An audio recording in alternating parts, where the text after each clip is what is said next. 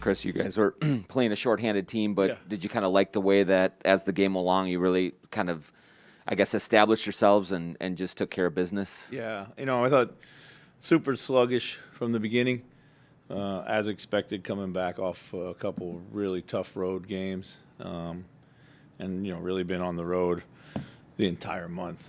I know I was tired, so I knew they were. But we got great energy from guys like J Mac and Jaden, and obviously TP got hot when he got in there.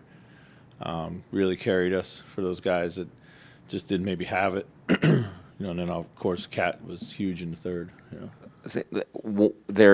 Utah had to play a little smaller eventually with Rudy there. I mean, is that just what you need from Cat in those moments? Is just to inflict his will onto the game? Absolutely.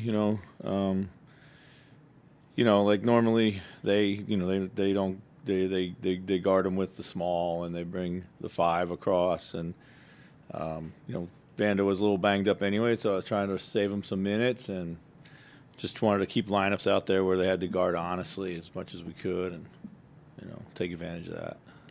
The way that he, passed out of the double and things like that. I mean, earlier on with Utah in the season, he had a harder time with that. Do you see just that part of his game growing even over the last several games here? Yeah, the composure for sure. And his teammates are doing a little better job of timely cutting.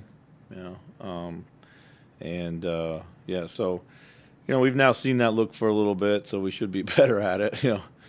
Still doesn't always feel the greatest, but it was good tonight.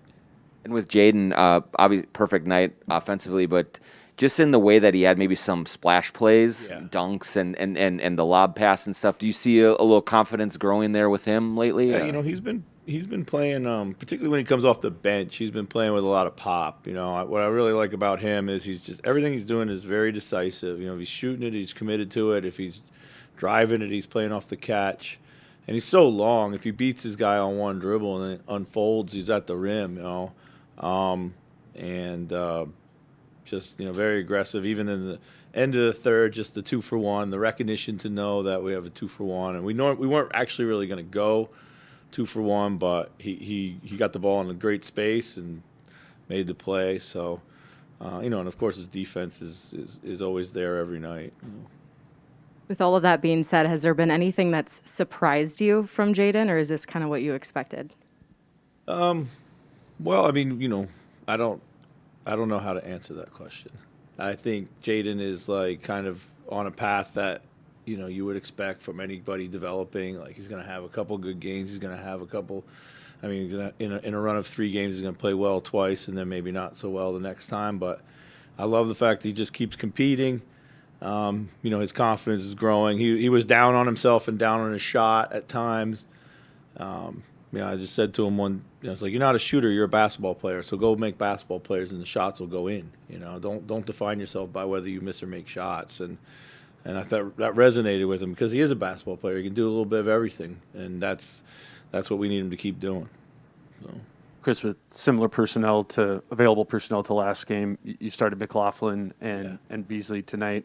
I guess what went into that? Was that about more aiming at the starting lineup or getting the it was a couple bench things. We thought it would be a better matchup for Conley. We felt that we wanted. I was worried about Jaylen repeating his Phoenix incidents with fouling early, and now we're kind of losing from the rotation, and then I kind of wanted to start Bees too, just to try to build off of his performance the other night. And so there's a lot of things that went into it, and then